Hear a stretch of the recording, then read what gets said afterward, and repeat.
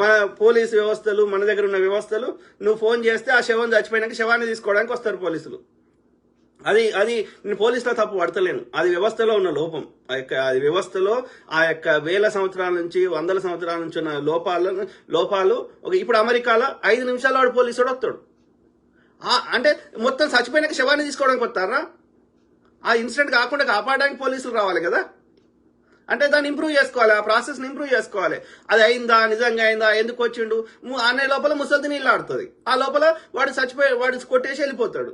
అట్లా కాదు కదా, వాడు కంప్లైంట్ చేసిండగానే ఉరికి రావాలి కదా. ఉరికి వచ్చినాక ఆ యొక్క ఉపద్రవాన్ని ఆపినాక తర్వాత నువ్వు ఇన్వెస్టిగేషన్ చేయి.